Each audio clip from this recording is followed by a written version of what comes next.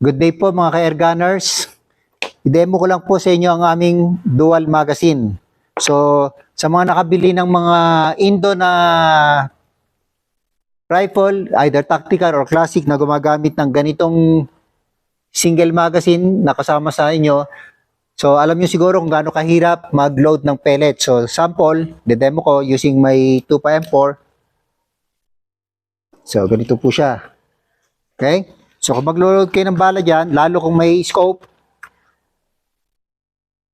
isushoot nyo ganon. So, pasok nyo ganyan.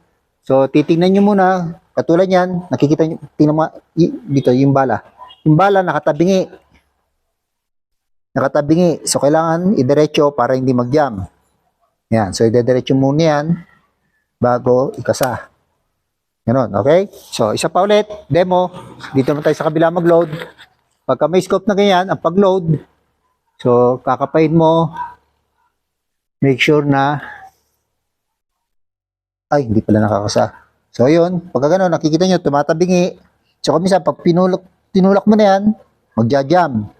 Tulad na, nakita nyo, nag-jam. So kailangan, idiretso mo na yan, bago ikasa. Okay?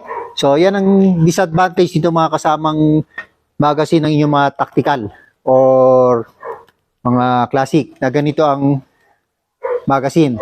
So, papakita ko sa inyo ang magazine na gawa namin na solution dyan. So, ito ang tinatawag namin dual magazine. So, kasaulit natin. Alisin na natin to. Okay?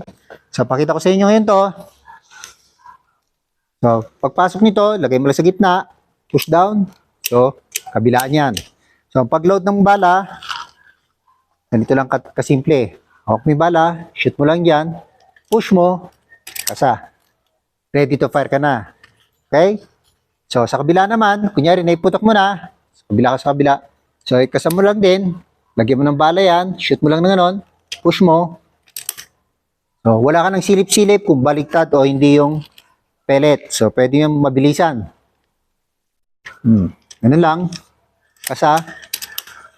Putok. Then, dito rin sa kabila. Kasa. Lagay ng bala. Yan, putok. Okay? So, hindi natin pinuputok dahil wala namang barrel. So, para lang makita natin kung gaano kabilis mag-load ng bala. So, ito pong aming dual magazine. Meron kaming aluminum version. Meron din, wala akong dala dito, yung ABS version, plastic version. So, ito po, meron pang 177 caliber. Meron din pang .22. And pwede rin gumawa pang .25 caliber. Okay, yun lang po for your information. Maraming salamat.